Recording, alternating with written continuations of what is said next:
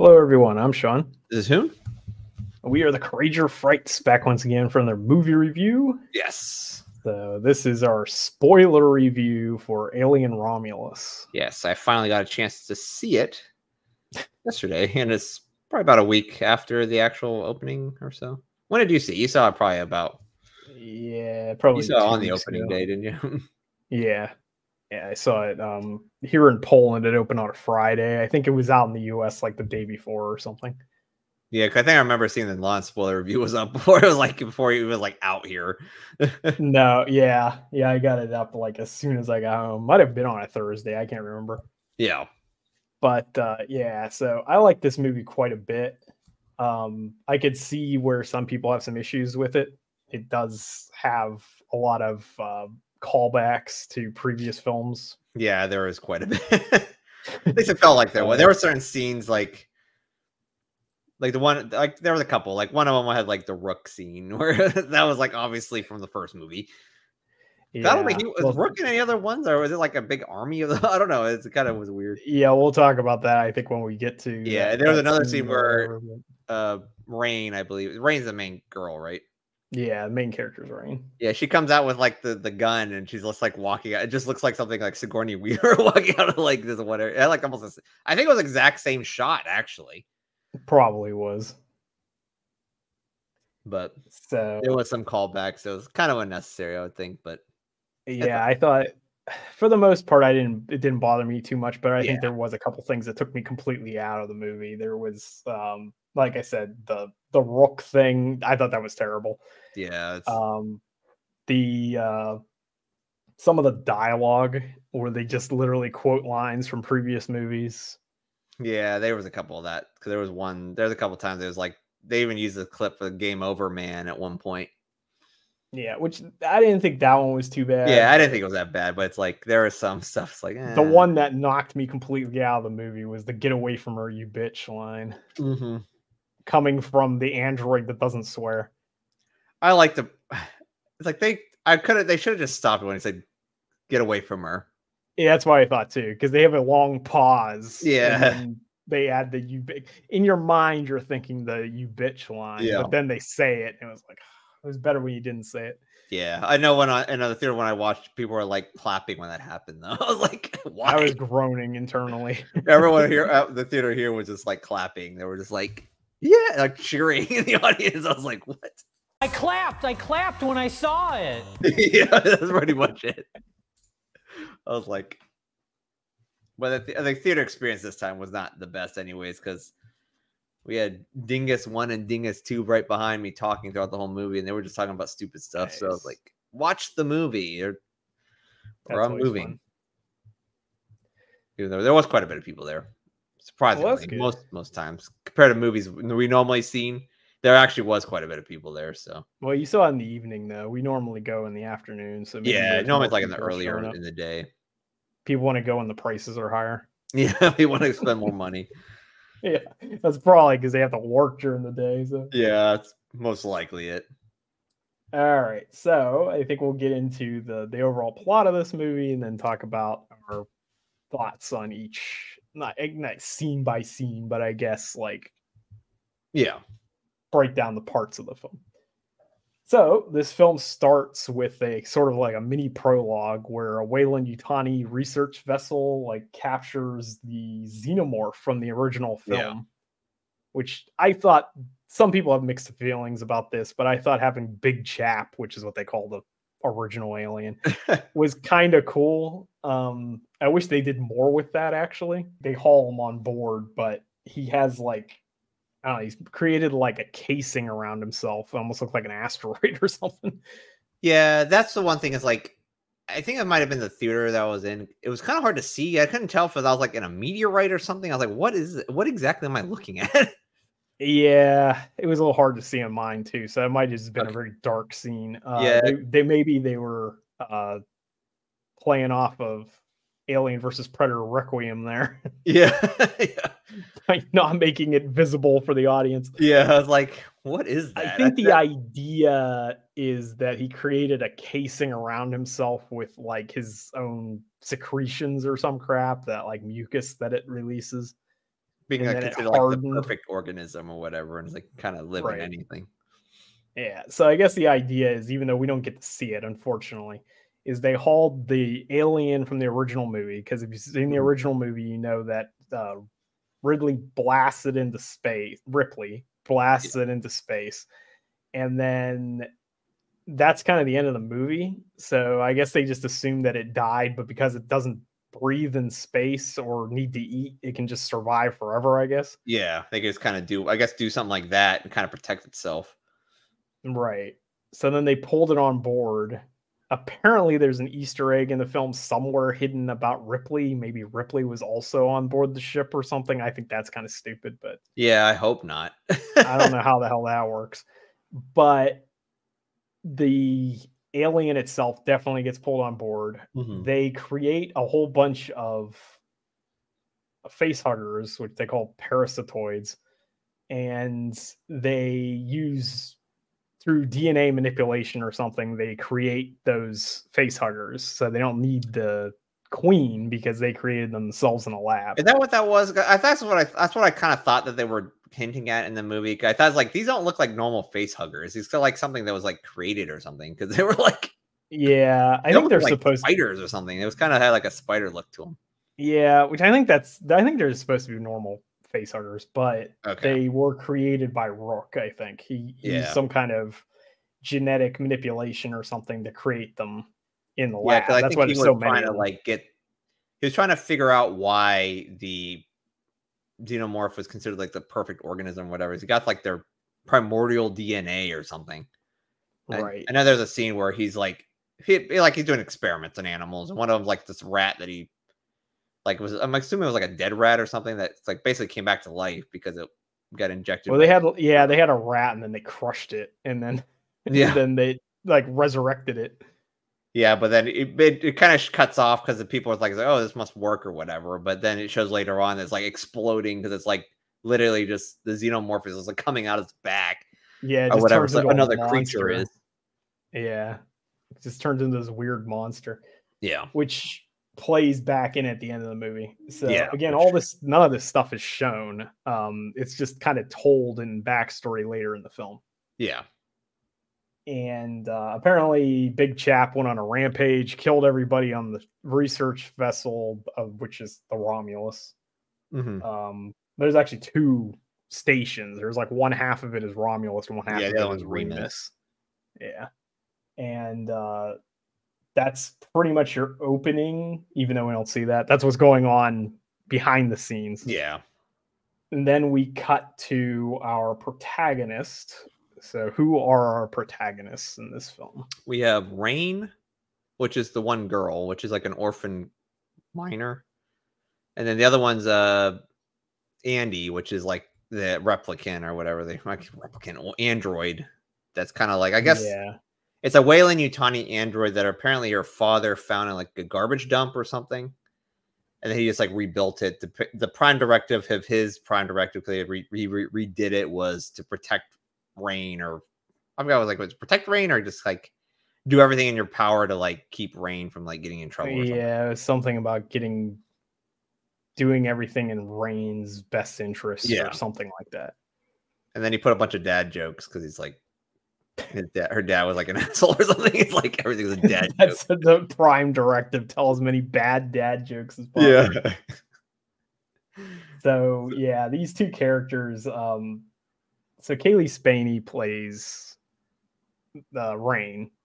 Yeah. And she does a pretty good job in the film, but I think the real star of the film was David Johnson, who played the android. You find out that he was like rebuilt and he kind of was like in the garbage dump or whatever, so he technically wouldn't be built. But he switched his like memory chip or something in him, and he kind of had like the memory of like Rook or whatever.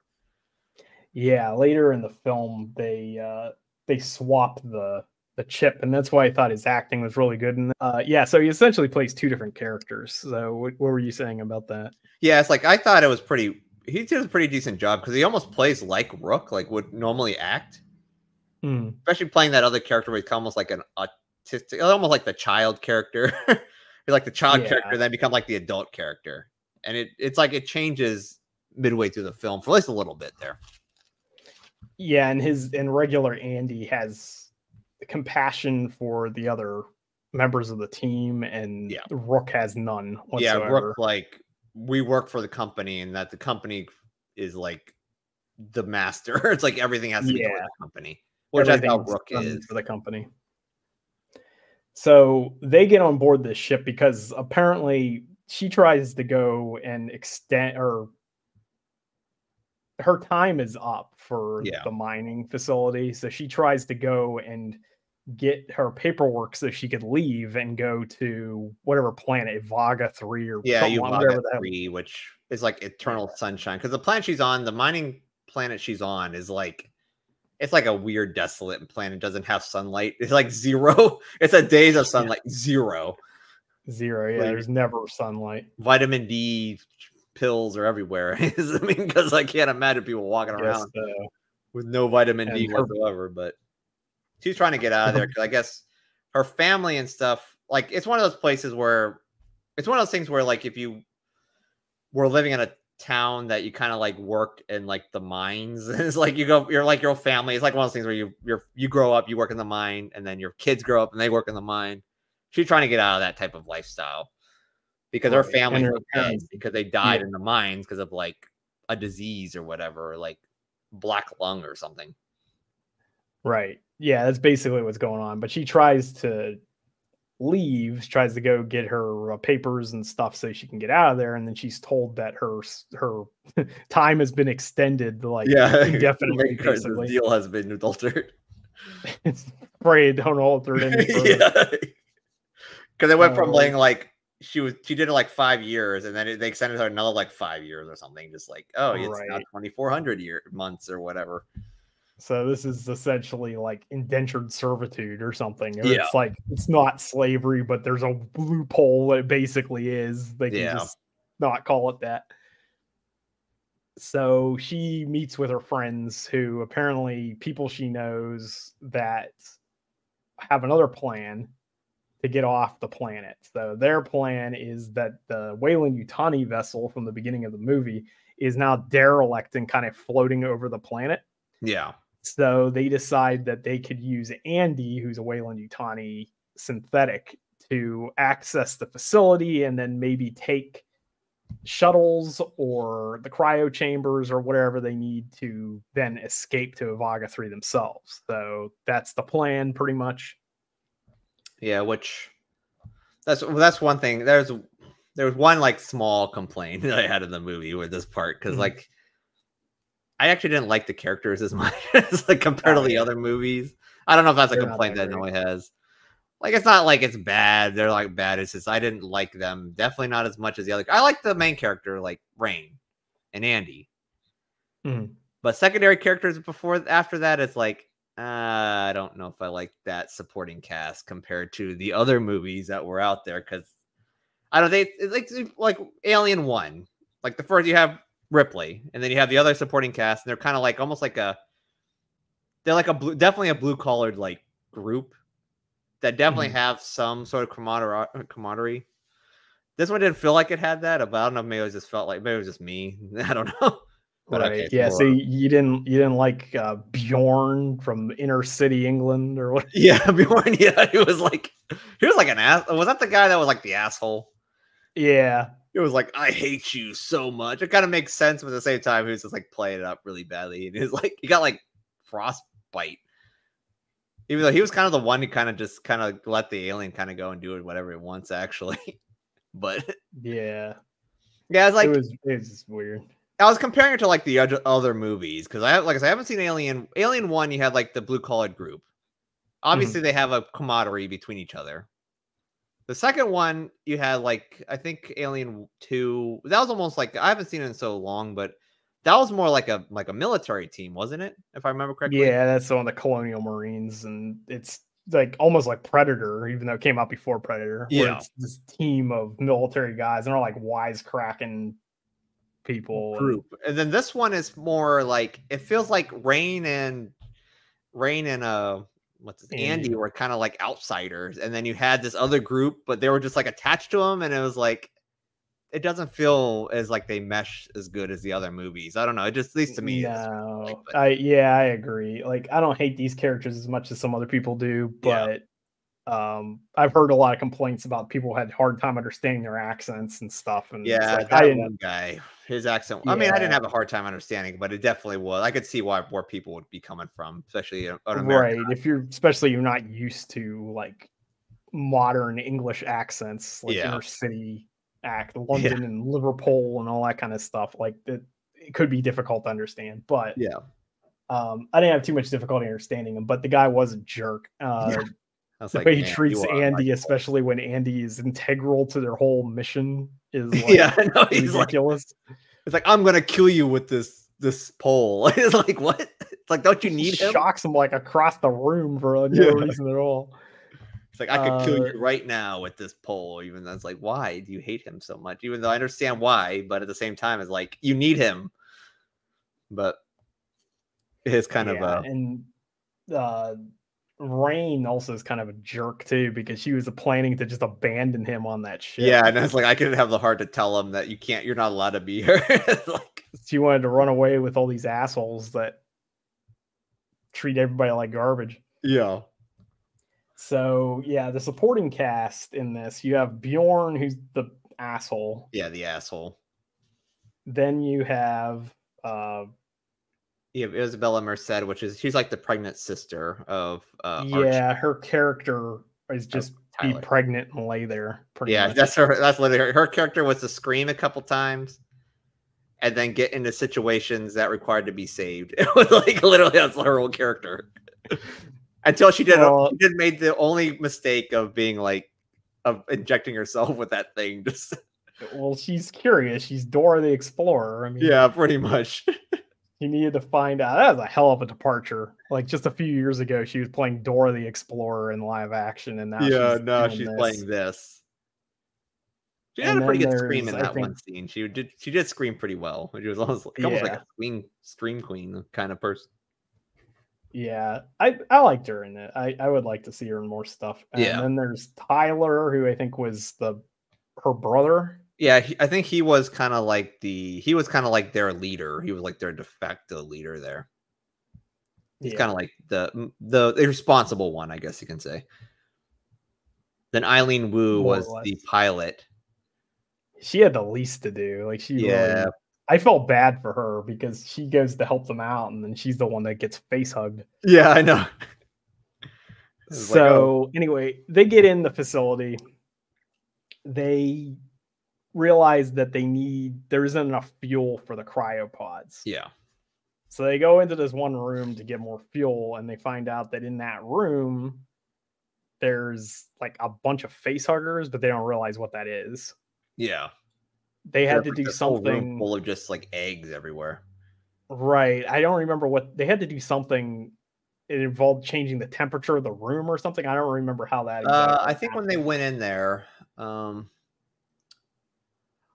think when they opened the door or something, it actually like changed the temperature. Cause I think it was at a specific temperature, but I think they were trying to get like the fuel out of there. And I think it like changed the temperature, and it went from being like kind of dormant to like 90 degrees or something like that. And it kind of got the eggs starting to like hatch again.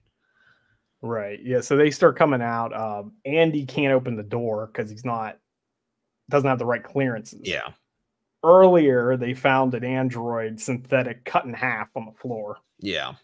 So they take a chip out of that. They put it in Andy. It causes Andy to reboot. So he's basically just frozen in the middle of the room. Yeah. And all the face huggers come out and they attack they attack Tyler and Bjorn. Yeah. Which like, there's something in the water. That's what reminded me of. Like, there's something in here. It's like something in the water. Yeah. Something in the water. They almost get face hugged. They should have gotten face hugged, but they somehow get out of it.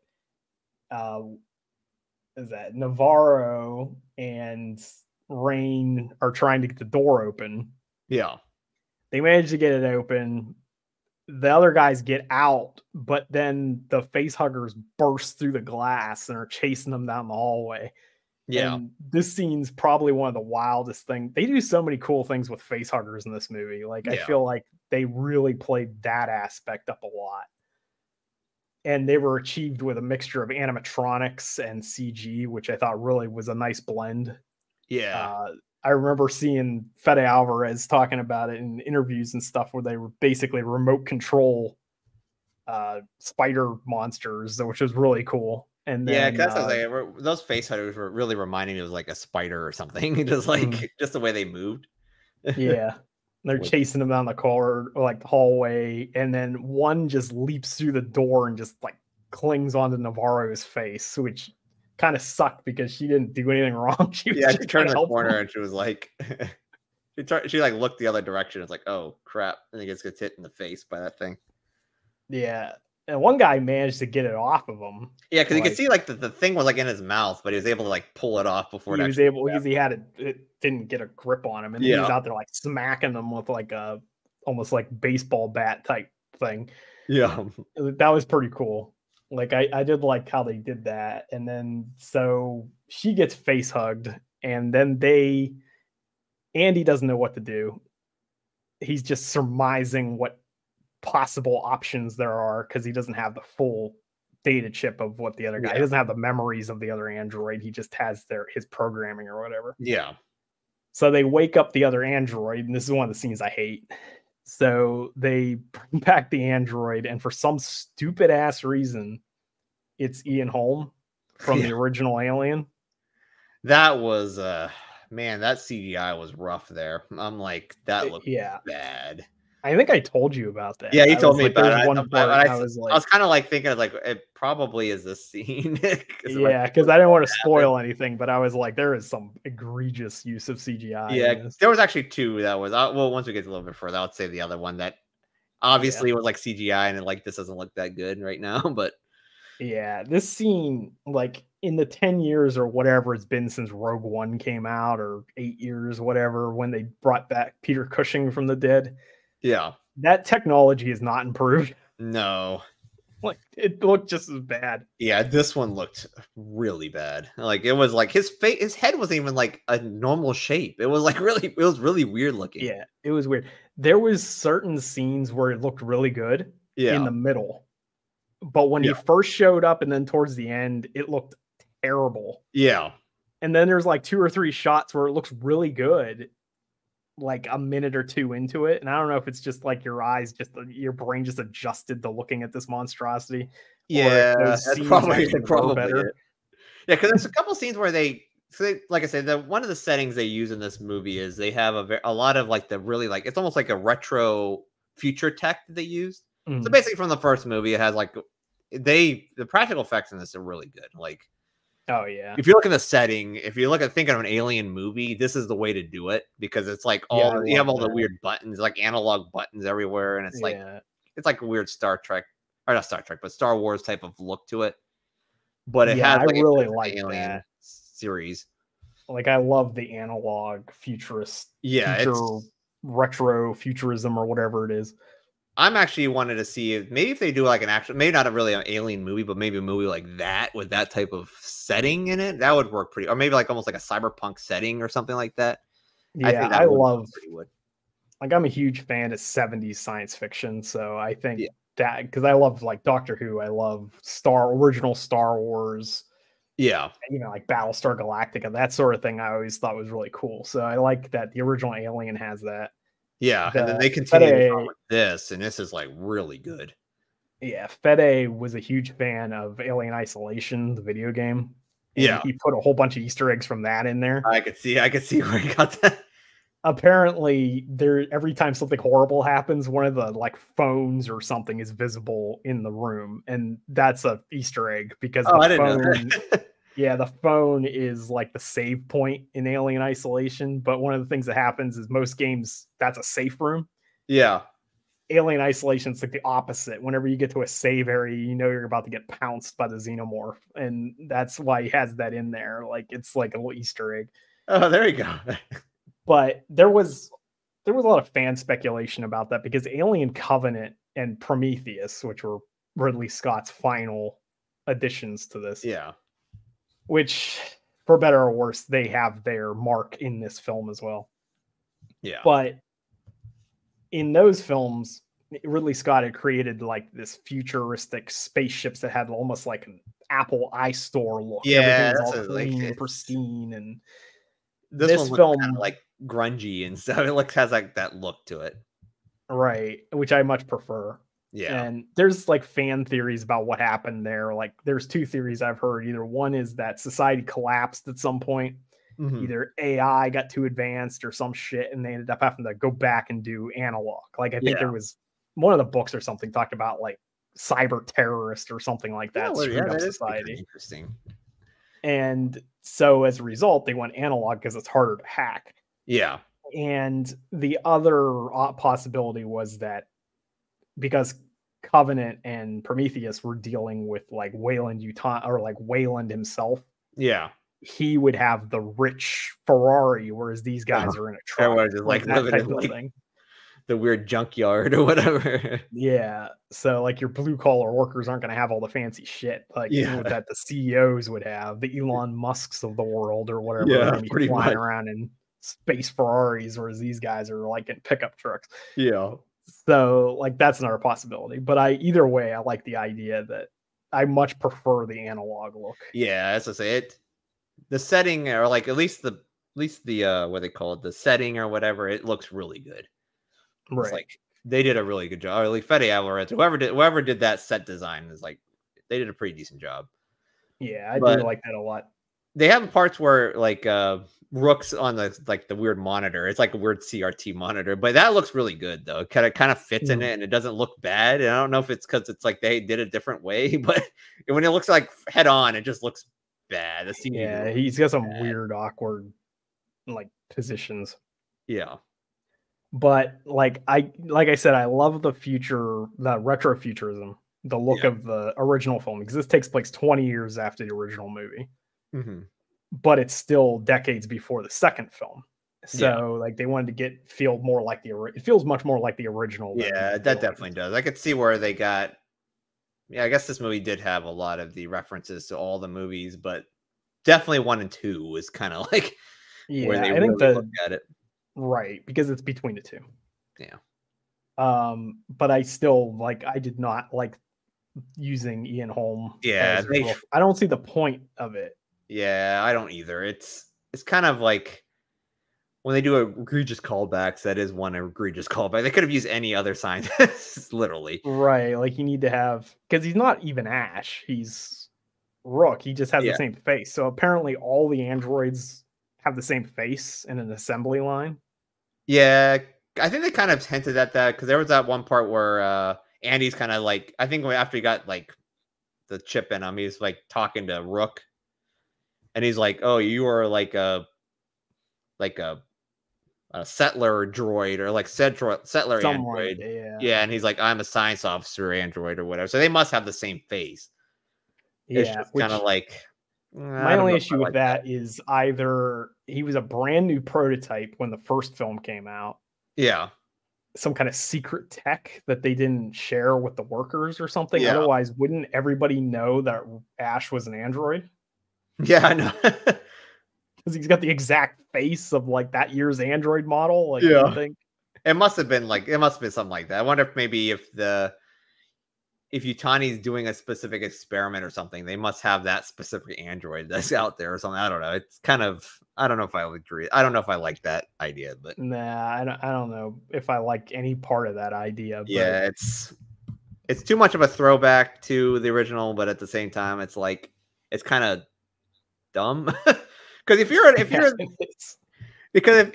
about it, if you're like a company competing against another company, and you know that android's there is like obviously, or like that specific person like at 6 different locations is like, oh, that must be an android then. Like, let me just hack that specific machine and be like, okay, let's grab that one. It's kind of a dumb thing, at least. And it always falls into the weird moral dilemma because Ian Holm passed away in 2020, so like he's no longer with us. Yeah.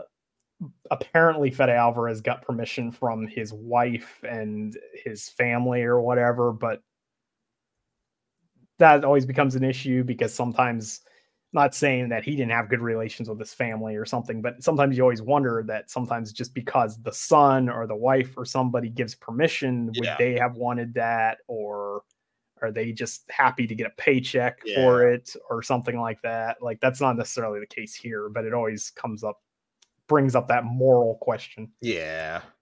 Kind of that came up with like Rogue One with, was it Peter Cushing or whatever? Yeah, Peter Cushing in Rogue One. And also they've even done it or even, but Carrie Fisher or whatever, using their likeness in their movies and shows and stuff. Is like, yeah, because I know certain actors have signed contracts since that said that they can use their license, but I don't know if Ian Holm ever did that. Yeah, because I think the big one, I think wasn't Bruce Willis like the big one, but I'm pretty sure. Yeah, I think so. Yeah, he did it with like you can use his face and things and everything else before he got like whatever that dementia that he has. Yeah, aphasia or whatever. Yeah, so that's where we get introduced to this. So Rook knows what's going on because he's the one that was studying the alien. Yeah. He points up at the ceiling and shows that apparently Big Chap is just dead up in the ceiling. Yeah. And apparently the acid burned through the ship and cut him in half, and because of some dumbass reason he was standing right underneath him. I know he was looking at it specifically. Like, what's that liquid coming out? Oh, that's acid. That's acid. Let me just die here. Which we get that later on too, pretty soon actually. Yeah. He explains that what's happening, it's laying an egg inside her. She's probably already screwed. He's like, I'm not gonna lie to you. I don't like your chance. It's literally a line from the original Alien movie again. Yeah. So apparently Navarro has a 60-40% chance of dying, and they do get it off by freezing the tail, and they're able to pry it off of her, but by then it's already impregnated her. Yeah.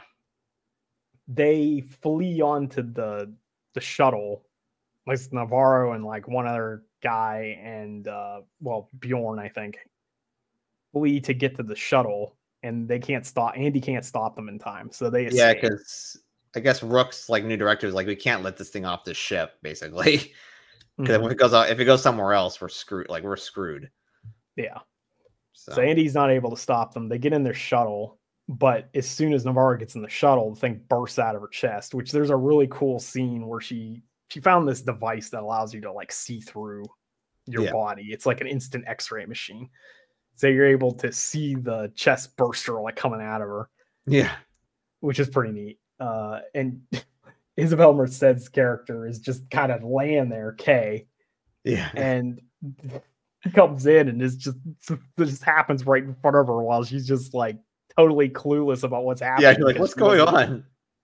She wasn't in the mission in the first place. And she's like, what is that?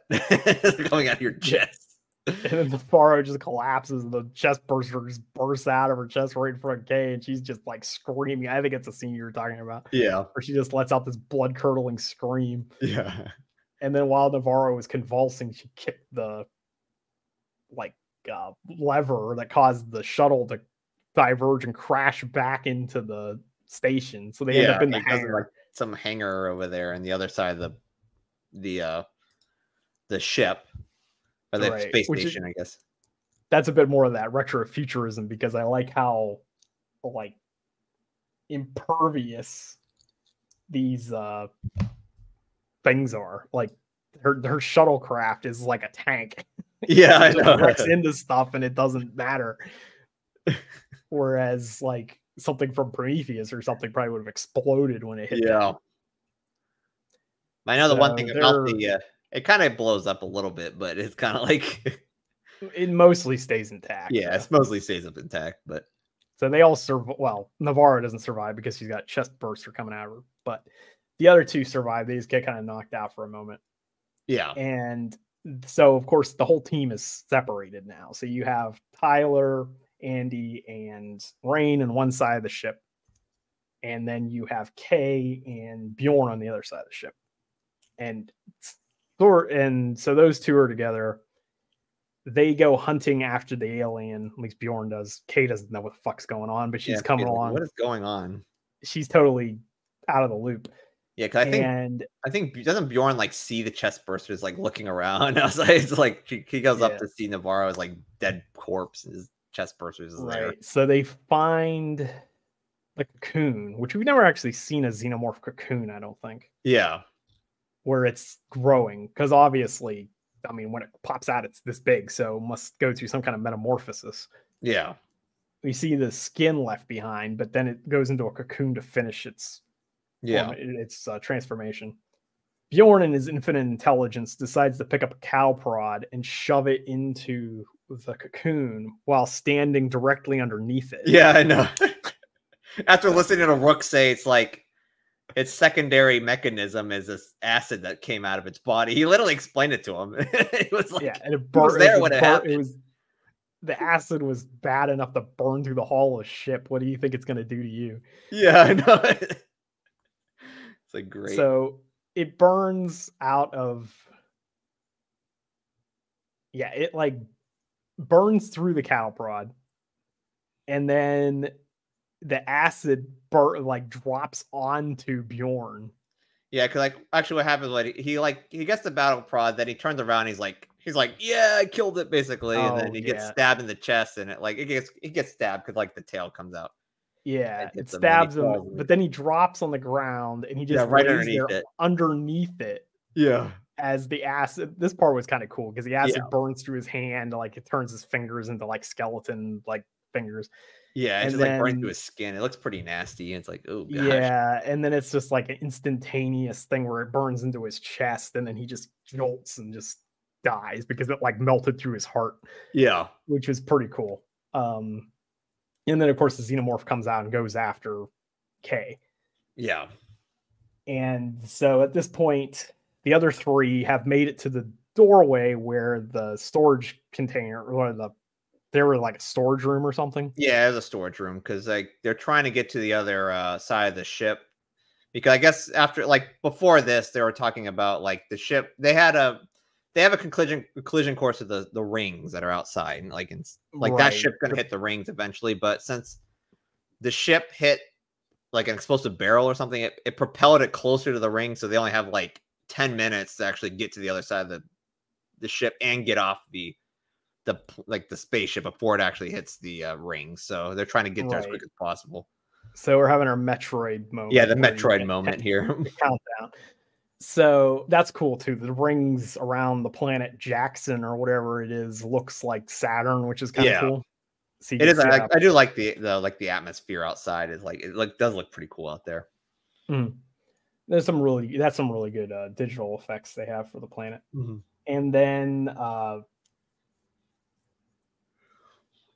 Kay gets knocked out at first by the xenomorph. She gets up again. She gets to the doorway, and the xenomorph is like stalking her, but not attacking, waiting for them to open the door so it can get all of them. Yeah, because like a hunter, so it's kind of like we're trying to wait for it to do things. Right, because it's basically dragging people off to get cocooned. And as we find out later on, there's actually several xenomorphs on board the ship because they cocooned the original like lab team or crew and all that stuff. So everybody from the original crew is dead and cocooned. So that's how we end up with xenomorphs randomly showing up later in the movie. Some people have been like, where did those other xenomorphs come from? And it's like, well, they've been there because you're just in a different part of the ship. That ship is huge. So yeah, they just took all the people and brought it over there, and that's like feeding off. They have it split into 2 facilities. It's that big. Yeah. So the xenomorph eventually just drops down and grabs Kay and runs off because it knows they're not going to open the door because Andy refuses to open the door. Yeah. Which pisses off Tyler, her brother, but what the hell are you going to do? You told us to help, but it's like, no, with the company. But this is when you finally learn that Andy's prime directive got changed from whatever is Rain, like best interest to like the company's best interest because of the chip they put in from Brooks. Like memory banks. I don't know what that chip is, actually. I'm exactly not sure what that is. But yeah, it obviously didn't give all access, but it gave like partial access. It gave enough access to Mother, I guess. Mother from the first movie. Yeah, the CPU system on board Mother. Yeah, it gives him access to Mother, it gives him access to the facilities, but it doesn't give him the memories of Rook. So that must be under a different processing chip or something. It's basically they uploaded his clearance codes is basically what it is. So you can actually like get into these rooms that are just like can't get in. And then this part from here, they say, okay, well, you got to help me get my sister back. And he's like, all right, fine. So this part's really cool. They go into a room that's full of facehuggers. Yeah. And they do a neat little thing. It's like almost from Tremors 2, where they determine that these things see through heat signatures. Yeah.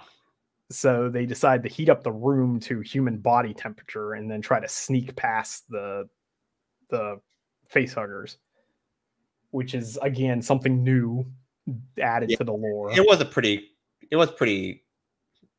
cool series of events there, because it's like slowly going through there, and the facehuggers are just kind of looking, just kind of filling the air, I guess. It's like they all feel like spiders to me. They're just kind of like filling the air, waiting for something to like move. This part you could really see the animatronics because the way they're like slowly moving around and stuff. It looked more like a practical effect. And they eventually end up breaking their cover because he hears her scream or something like that, and then they just run out of there. Yeah, he's like, run. Yeah, and the facehuggers are chasing them again, and this time they don't get anybody. Yeah. And so what happens? I think they ended up in the lab after that. Yeah, because I think he's like Rook's trying to get into the lab. Like his whole thing was trying to get to the lab to get that like primordial serum or whatever. So they're trying to get to the lab because they're like, oh, if we go through the lab, we can get to the ship that way, because we can't go the other way because of the door, because of the xenomorph that's there. I think at this point they think that Kay is dead at this point because he got stabbed or whatever. So like, we need to get to the lab because that's another entrance, but it's on the way to what I'm trying to do, and which is getting the primordial soup. This is where we actually learned that they have like a serum. Like Rook's been working on the serum to try to like change the genome of a human to become more like the perfect organism. Yeah, compared and this is to like the xenomorph. Right, this is one of the big controversial elements of this film, apparently within the fan base, because it essentially validates Prometheus. Oh yeah, because this is the black goo or whatever. Yeah, they're like, oh, this is the 98% of like the primordial like ooze or whatever. So they essentially extracted the black goo from the xenomorph that is found in Prometheus, which is the magical substance that does something different to everybody that's infected all the time. Oh yeah, and it does that again here. But so they get a vial of it, which is part of Andy's new mission, is to return to Jackson, which is the planet they're on, to deliver the vial so that Weyland-Yutani can continue the research. Yeah, they continue to research into this mystical ooze and the people. Yes. The idea is to create a race of humans that can survive the pressures of space and colonies across the universe and stuff, because Weyland-Yutani's colonies are all failing, and they are doing it because humans aren't meant to be in deep space and all that. Yeah, they're not meant to be in mines all the time and everything. Like, right. Which is really kind of funny because I recently rewatched the Creature from the Black Lagoon movies because of that like remake that was announced. Yeah. The third film, The Creature Walks Among Us, that's the exact plot of that film. That movie. Because they're actually trying to experiment on the creature because it's a humanoid thing that can live in the depths of the water, and then they wanted to use that to make humans stronger to become better astronauts in space. It's kind of similar to this. Yeah, that's a very similar storyline. Weirdly enough, they had this idea in the 50s, but I don't have too much of a problem with it, honestly. I don't really hate Prometheus as much as I hated Alien Covenant. So if Prometheus I don't think I ever creeps in, we saw Covenant in the theater. One time I watched Covenant, it was not good. Like, it was not a good movie. No, I hated that movie when we went to see it. I haven't seen it since, so maybe I need to give it another shot. But I remember really hating that movie. Prometheus, I don't totally hate, but this kind of, like I said, validates Prometheus, I guess. So if you really hate Prometheus, you're not gonna like the black goo showing up in this. Yeah. But I honestly didn't even realize that's what it was on the first viewing of it. Yeah, I thought it was something different. They did a pretty decent job of explaining everything and why it's going on. So if it was just like some magical things like, oh, we got this from somewhere else, then I'd been more mad. But they kind of explained that they've been doing experiments on these things for a while. So yeah, it's kind of like a weird oil that's inside the xenomorph or something. It's like forms the basis of its DNA. Actually, you could probably just watch this and never see Prometheus, and it would still make sense. Pretty much the same thing. Like I said, I didn't realize it was that black goo. I thought it was some other kind of black oil or something that was part of the xenomorph. But this never really gets into how the xenomorph was created. They never talk about the engineers. They never talk about any of that kind of stuff. So it doesn't explicitly bring up Prometheus in any way. So anyway, they try to escape with this black goo, and while they're trying to escape, they end up going through the cocooning chamber of the xenomorphs. Because I think they were they wanted to go out the same door they went out to, but if you look at the video monitor, you see literally the xenomorph standing outside the door, like in the corner, waiting for them to leave so they can attack them or whatever. So they're hunting us.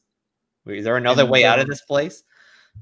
There's an elevator shaft or something that they're trying. Yeah, because it's like the back door. Like you had to open up a panel or something to get down to that area.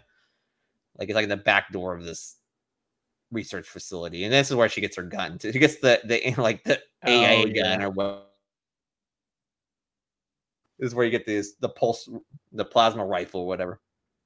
Yeah. So that's back in the lab still when they're about to leave. I don't know what this might be like a prototype model or something of the one that's in Aliens. Yeah. Although it seemed more advanced than the one in Aliens, because I don't remember if that one had auto track. Destroying all these aliens pretty quickly. it literally was killing them really quickly. But I guess maybe if it was in the lab, it's probably designed to kill those monsters. Probably designed to kill those monsters specifically. Because this has an auto aim feature and a stock that move your arm around. It's it almost looked more advanced than the one in Aliens. Even though the one part of this 30 years before it. There was a part in the movie I didn't really like the dialogue too well, because it was like, where'd you learn all this stuff at? I learned it from magazines and video games. Oh yeah, that's a good. I guess if it's great.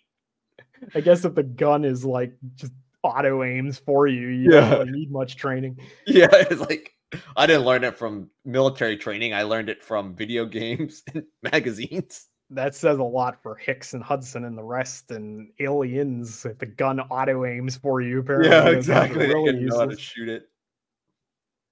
But so I guess anybody would be a colonial marine. Yeah, pretty much.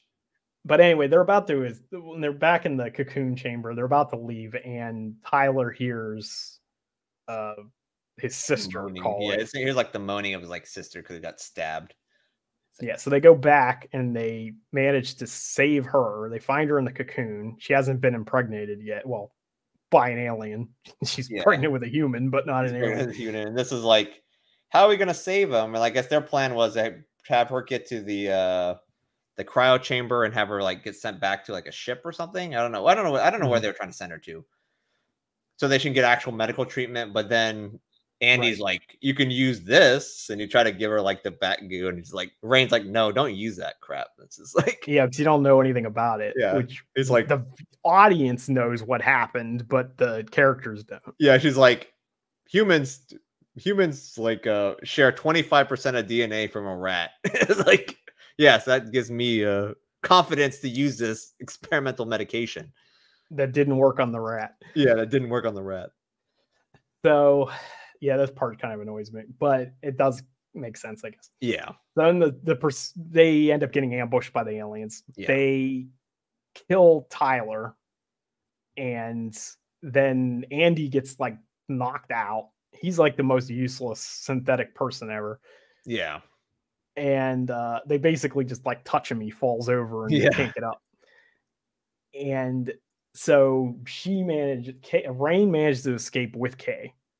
They get on the elevator, and then Rain's I have to go back and save Andy. You need to get to a cryo chamber, and we'll get you out of here when I get back to the shuttle. So I think what happens here is when she's on the elevator, she starts to really become weak from blood loss and stuff. And I think because she's a character that doesn't kind of know what's going on. She's like literally just like there to be captured. That's her whole character arc. Right. Well, she doesn't know that anything. Yeah, she doesn't know that where this medicine came from was from the xenomorph. So she was like, "Oh, maybe if I use it," because he did say to use it to help you, it will like cure your disease or whatever, cure whatever what ails you. So she just decides to use it on herself. Right. I think it may have been one of those things that she felt herself like lapsing out of consciousness or something, and it was like she was going to die, so she injected herself with it. Yeah. Which gets her to the shuttle, but causes problems down the line. Yeah. Which that's the very end of the movie. Right. And so now we're at the part where Rain has to go back get Andy. She does. She gets back to Andy. Thankfully, the xenomorphs just all left. They have the attention span. I'm not sure where they were. I don't know where. I'm actually not sure where they went. They like disappeared. It's like they disappeared. The aliens went, well, I guess they're gone now. Yeah. So they left. Spawn, they despawn while they're gone. Right. And then she saves Andy. They get back on the elevator. Yeah, because she tells Andy is like, because her goal was to try to take that chip out too.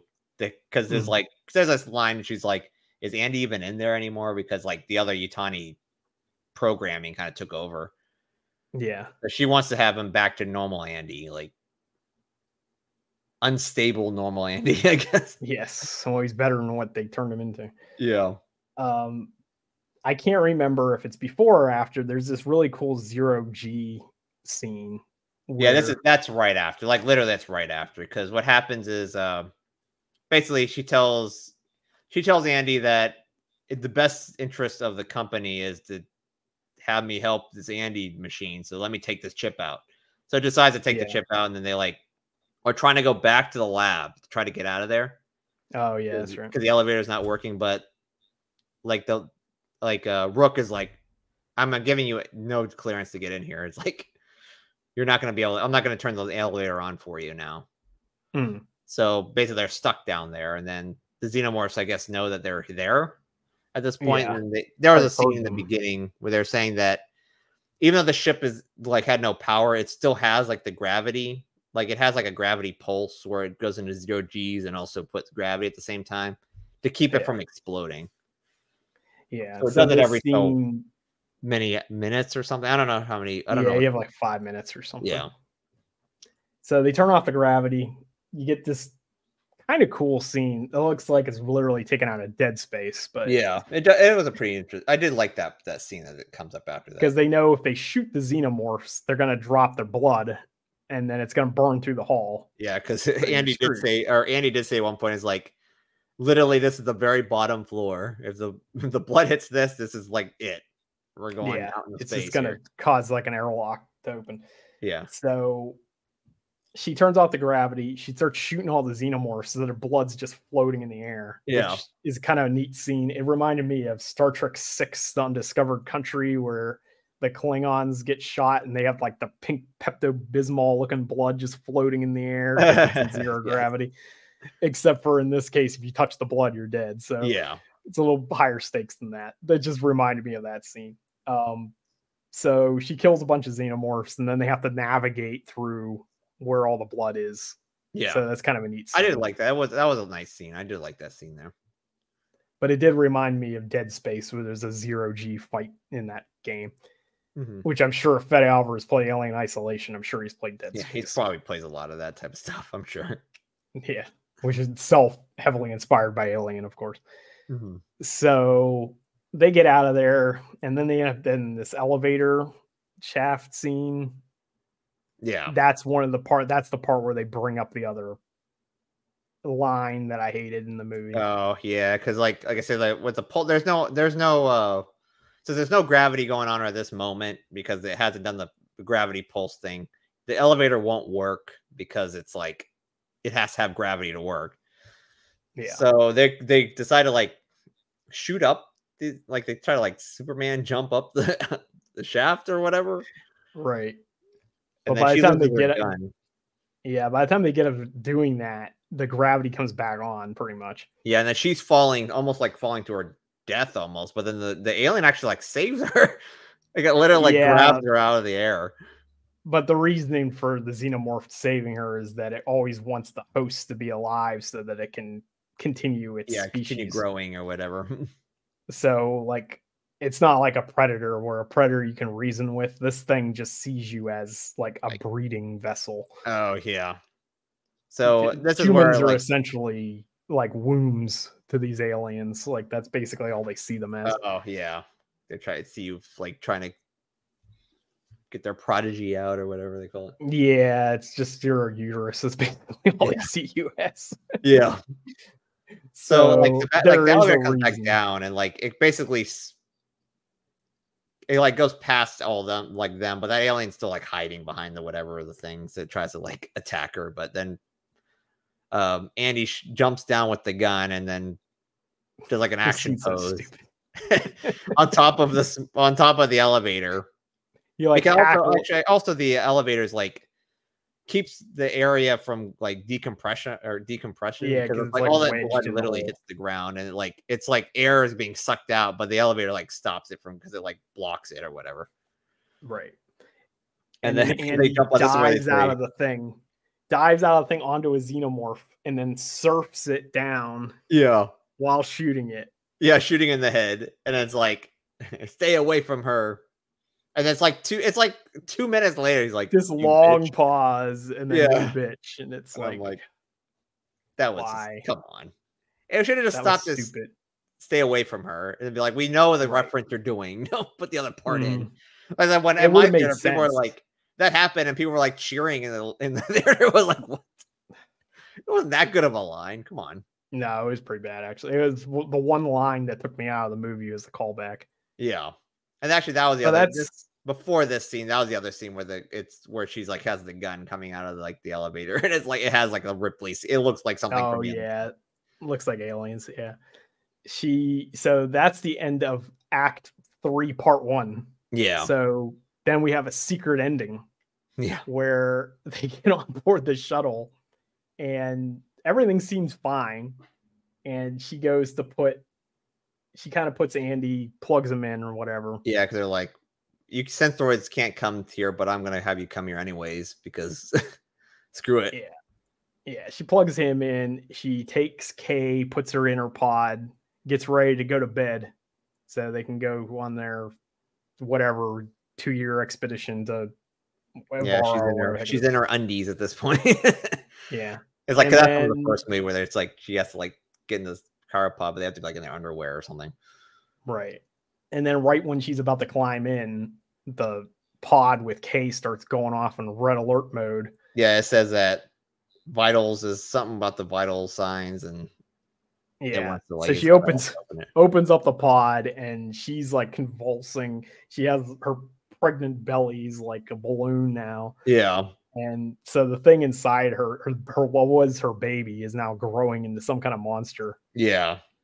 Which is similar to Prometheus. Yeah, I thought it looked familiar. I was like, is that from Prometheus? I thought that's what I thought it was. Well, there's a scene. This actually wasn't as intense as the scene in Prometheus, in my opinion. But Naomi Rapace's character in Prometheus has a scene where she's impregnated by a squid monster, and she has to give herself a C-section to get it out of her, and that was way crazier than this. But this scene, she gives birth to it because it's basically like an egg.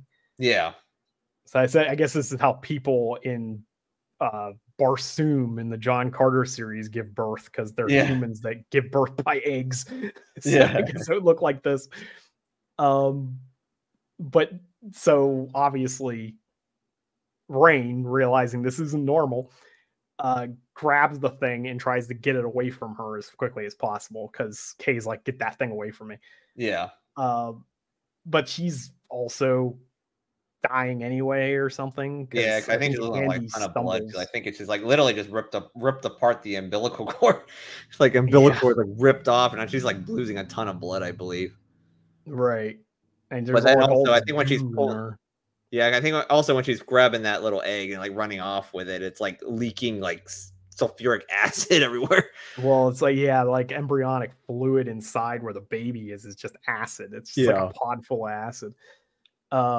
She tries to get it out of there. She ends up falling into like their cargo bay, which has like a bunch of, I don't know what the hell that was. Yeah, I'm not sure what that was in there. It was like some crap. mining, miscellaneous mining stuff in there. It was like miscellaneous mining coal or I don't know what that was. Yeah, it was something like that anyway. And this thing gets away. It looked like a human baby at first, but then it got away. And then within a matter of seconds, it apparently has grown into this tall man that it's a slender man. it just turns into Slender Man, which looks like the engineer. Like this face looks like the engineers from Prometheus, but it's like this tall, slender xenomorph looking thing that eventually grows a tail. Yeah. And I think this was supposed to be a callback to the engineers. According to Fede Alvarez, it was a Prometheus thing, but then it was later pointed out that this was also potentially an Alien Resurrection thing because it's like the newborn at the end of Alien Resurrection. Oh, okay. That's actually what I thought it was supposed to be, was the newborn from Alien Resurrection, because in that movie, I think, I haven't seen that movie in forever, but I think Sigourney Weaver's character like gives birth to a weird alien hybrid in that movie. Yeah. Similar to this, but it's a really weird design. It's this tall, skinny dude that has like a weird cross-sectioned nondescript sexual organ in the middle of its body. Yeah, I know. It's really weird. But anyway, it goes back. It has like a vampire, looks like one of the tongues from the vampires in Blade 2. Yeah. Where it has like the tentacle thing comes out of its mouth. And it basically sucks all the blood out of his mother. So he kills Kay. Yeah. As if she wasn't through enough. She gets blood sucked by her own child. Yeah. And it slashes Andy. So we don't really know if Andy survives or not. He's like in really bad shape. Yeah, I think it applied that I think he like dies. Like I think bleeds out or something, but yeah, but we don't know if they can like replace that fluid or something because he is like a synthetic. I know she said she grabbed like at the very end, she grabs like the ship or whatever. It's like, I'm gonna repair you. Yeah, because Bishop and Rook both got cut in half and they seem to be surviving. So anyway, we get this crazy scene where it's just one chaotic thing after another happens while this creature tries to go after Rain. Yeah. She ends up outside the ship at one point. She had to sneak in because the thing's like freezing or some shit. And then because like what happens, I think she tried to use the cryo freeze to kind of freeze it like with the face hugger. I think she figured that if you do that, it might actually stop it or something. Mm-hmm. But at the same time, I think the ship, because it's so close, like it's on manual mode. It's not on autopilot anymore. I think it went to manual mode because it's like there's like an issue. Yeah, and it's slowly going to the ring. So they're trying to it has to get the ship back up into the air or something like that. And it's like you got to drop the cargo to be able to get enough speed to get out of the ring area, or you're gonna like crash into it. Yeah, because I think she has to slip into the spacesuit again. Yeah, I think she's like, I think it's decompressing because I think there's like a hole somewhere in the actual cargo. Because it ended up getting like freezing cold or something. The temperature was all screwed up. Yeah, I think what happened, I think some of that egg, like some of the acid hit the bottom and it was like decompressing a little bit. So she had, it does blow through it blows through the hole. Yeah, because at one point it blows through after she gets her suit on. Yeah. It melts through the floor and then it decompresses and pulls both her and it out into space. Yeah, out of the place. And then she tries to pull herself back in, and you get a crazy jump scare where it jumps in front of your face. Because like the thing is, she has to like press the levers. There's like 4 levers to get the cargo that's on the bottom out, and she gets 3 of them. And then the 4th one, it like pushes her. Like it's like the monster pushes you down, and then it breaks through the bottom. Yeah, and this is where another scene. This was the other scene where I thought it was like the CGI didn't look very good because she was outside. Like the part after we're fighting the monster was fine, but when she's like going back into the ship, I think that was CGI, but at least it looked like CGI. It didn't look that good to me. But I don't know. Yeah, it's like it looked a little bit off when she's like flying out. It got enough speed to go out of the orbit of that ring or whatever. That is. So they jettison the thing out, and it presumably gets crushed by the cargo hold thing that fell on. Yeah, I think it like either hit into the rings. Yeah, because its face is like melt. It's like getting like chewed up by all like the space rocks and stuff. It's like nasty looking. Yeah, so everything, the Romulus station basically blows up and hits the rings. This thing blows up and hits the rings. Yeah. And then the movie basically ends with her finally getting back in, giving her final report, which is a callback to Alien again, the final survivor of whatever the heck. Like, I am the final survivor. I'm going over to this other planet. Screw it. Screw you guys. I'm going to whatever, Ivaga 3 or whatever it's called. And that is Alien Romulus. I thought it was just pretty good. Yeah, I thought it was pretty good too as well.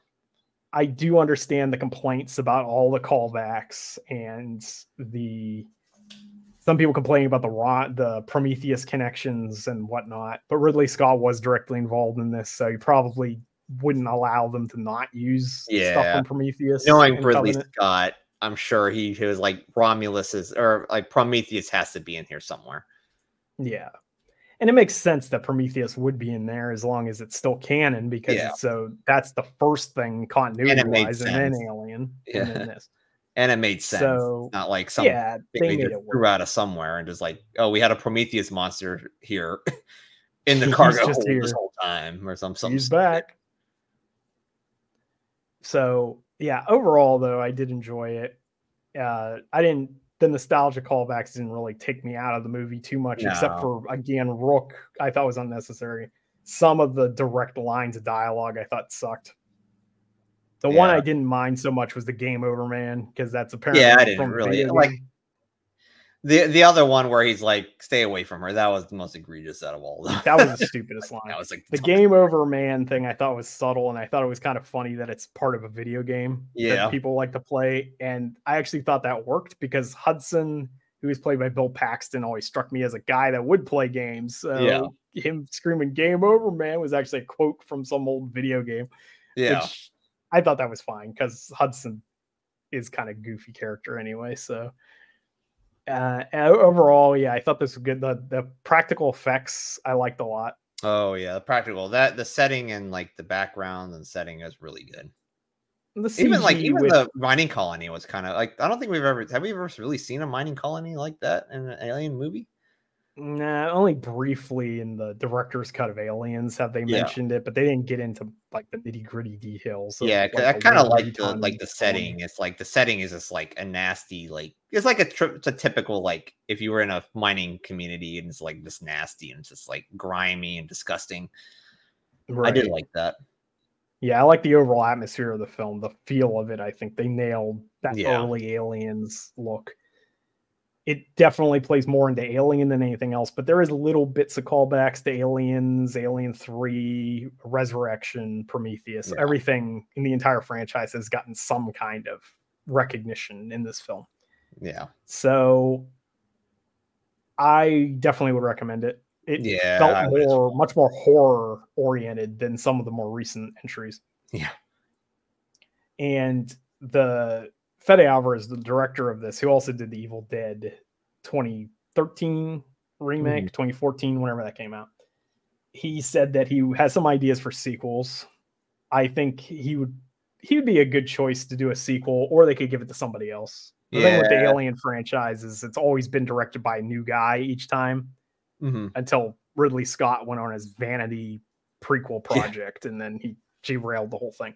But before that, it was always Ridley Scott did the first film, which I have to point out, he directed the first film. He did not write the first film. He acts like he wrote it, but he only directed it. Dan O'Bannon wrote the film. And then, of course, James Cameron did the second movie. And David Fincher did Alien 3. And I can't remember the guy's name, but the French director did Amélie, did Resurrection, which is a really stupid choice for an action movie. A very good one, if I remember correctly. No. Yeah, a lot of people hate that one. And then Ridley Scott came back and did the last two. And then now this one he was involved with, but Fede Alvarez directed it. I'd be okay with Alvarez continuing it or them passing it to a new person, depending on what they want to do with the story. I think whoever did the background and like the setting, if that was Fede Alvarez, they should just keep Fede Alvarez. I don't know if it was him or not, but because I've actually heard two options. Either he wants to do potentially a sequel, or he wants to do Alien versus Predator. But the caveat here, is he wants to do that with Dan Trachtenberg, who directed Prey, which is another film that we both enjoyed quite a bit. Yeah. So his idea was that he would direct part of the film, probably the xenomorph stuff. Dan Trachtenberg would direct the Predator stuff, and then they kind of meet in the middle for scenes where they combine. Yeah. And I like that idea a lot, provided that they do AVP right for once and actually set it in the future. Yeah. Which I don't understand why it's that hard to figure out. We've done 2 AVP movies. They both suck. Yeah. One was in present day Antarctica for some dumbass reason, and the other one was like suburban America, which is even stupider. Both were set in the present day, which makes no sense for xenomorphs, because how the hell could there be xenomorphs on Earth? Yeah. Centuries before they were discovered. That makes no sense at all. So, but if you set it in the future, all you need to do to have a decent aliens film is, or AVP, is literally James Cameron's Aliens, but with Predators added. Yeah. Why is it that hard to figure out? Colonial Marines are one of the main factions in AVP. Like, yeah, I know. If you don't have it. So anyway, and even like these guys even in what's it called? There's that video game, like that Konami arcade game was AVP. And I think they did it better, because it's like you literally have like Arnold's character Dutch or whatever. Yeah, it's like his brother's clone, and his brother and then they're fighting with Predators. You're playing together and you're fighting against aliens, and they're like the main bad guy. Right. Yeah. I think every version of AVP, whether it's a Dark Horse comics, the novels, the video games, I think every single one of them set like around the time of Aliens. It's always like the 22nd, 23rd century, whenever. It's not like in the present day or whatever. No, that doesn't. It works for Predator, but it doesn't work for Aliens. Yeah. It totally ruins the plot of Aliens. So now that I said that, the next thing that's coming out with Alien is Alien Earth, which is I saw the commercial. Like it was like a teaser every time. Like it showed like here. You got it. We didn't get that over here. But yeah, in the US, you got like a little teaser for Alien. Yeah, I'm like, what is this? Is this the movie? But it was like Alien Earth. Is this supposed to be? Yeah, I think it's an FX television series. Yeah, I think it's set a television series from FX. I think it's set before the first Alien movie, so I don't know how that's going to work. So we'll see how that goes. But I think that maybe if they were to also do a sequel, they probably could do something on the actual space station, because it's kind of set up already. But yeah, maybe if they want to continue on like this type of style, but just be on the actual space station itself, because there's a lot of stuff that must have happened in there, because it looks like the thing is like falling apart and everything else, and it's like the alien is just like in the rafters and stuff like that. But I think they said they're going to do a comic book or something that comic book for that one. So at least it's going to get covered in some media. Yeah, because I think there was supposed to be what happened in that, like in the actual space station itself, right? Especially considering it's the original Alien. Yeah, that did all that and then died. Like I felt that kind of sucked that it was off screen. It was like, okay. If they were to make a sequel for this movie, I wonder how that would even, what would they even go? Well, it could be about anything, really. I mean, this doesn't lend itself to a direct sequel. It would have to because like it ends with her trying to go to like that planet. But I think she still has the vials, and I'm pretty sure she still has the vials in the ship. That's the only thing that I could think of. Maybe it connects to that. Possibly, unless there was only one vial and Kay injected herself with it. I can't remember. It was a bunch. It was like a whole container of them. Like there was multiple, because she took that whole. I'd almost wish they would just let somebody actually go. In these things, because the problem is Aliens, fantastic film. Alien 3 begins by killing Hicks and Newt and screwing up everything that happened in that. Prometheus, not necessarily a fantastic film, but it ended with Naomi Rapace traveling the stars looking for the engineers to find out answers. Yeah. And then the next film begins with David apparently killing her off screen and using her body to fuel his experiments or some shit. So it'd be nice if they could do an Alien movie that doesn't completely ruin everything about the that's just like they've done it twice in the same franchise. Yeah. So I don't know, maybe like I say, if that is kind of scary, because it'd be like oh, she's on that other planet, but the Utani people just show up and kill her. Yeah, they just show up and kill her off screen again. Kill her off screen and take like the vials that are there because he still has them. It's like, yeah, great. that'd be the third time they've done that in the same. And probably what would happen, they probably would take Andy with them because maybe, I don't know, maybe it got like coded into his mind. Maybe Rook's sentient somewhere, or I don't know. It's kind of there's a couple ways they can do it, but it's all stupid. The ghost of Ian Holm.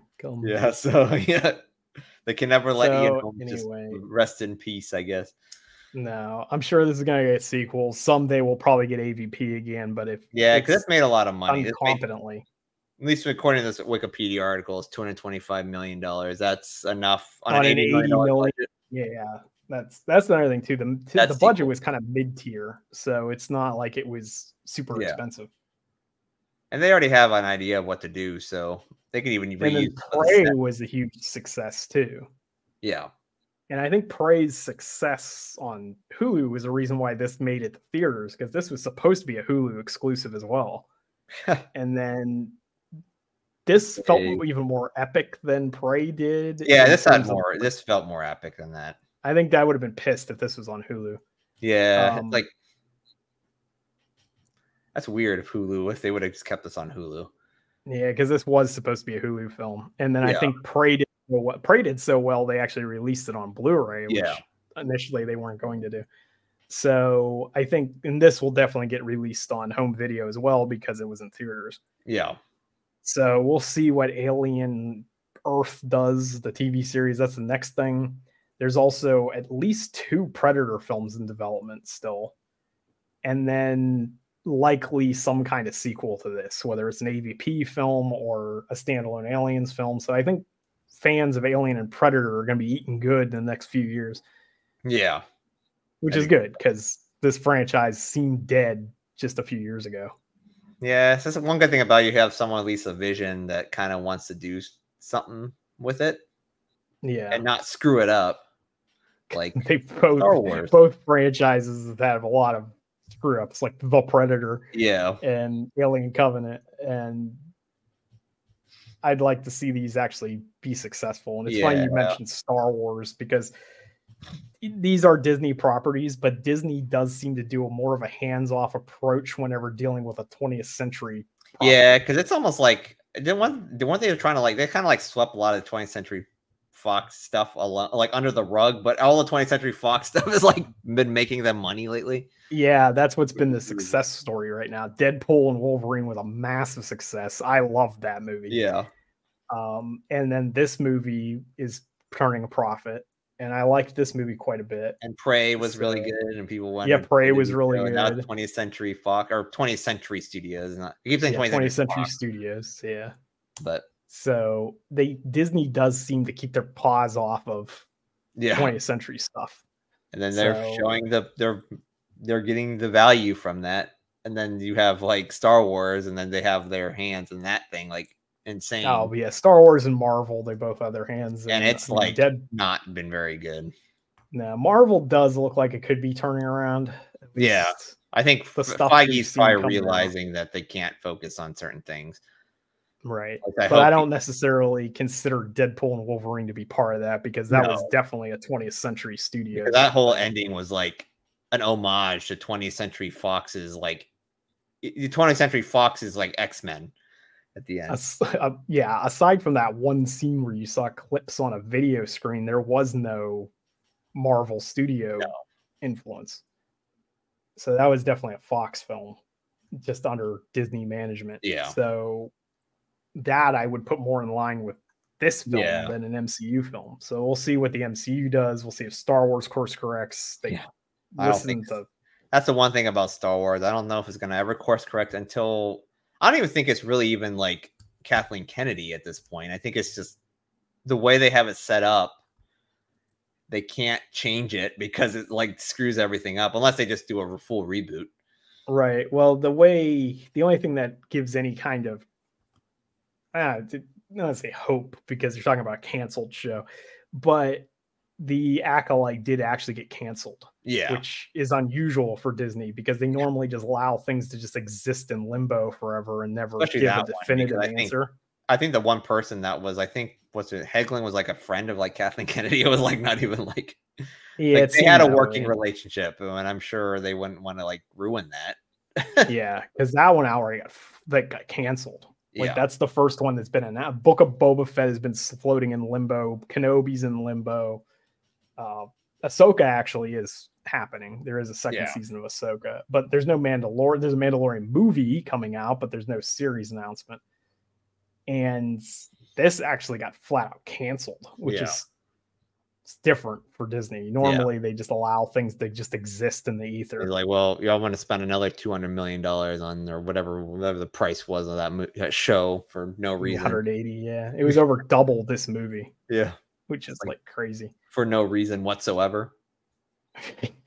So anyway, that's our overall thoughts on Alien. I do think that this is a good turning point with the franchise. Yeah. I'm excited to see what they do with the continuation of the stories. And I think that's going to do it for our review of Alien Romulus. So if you saw the movie, let us know your thoughts in the comments below, and tell us if there's anything else you want to have us review or check out. And you too could feel the strong welling within. See ya. See ya.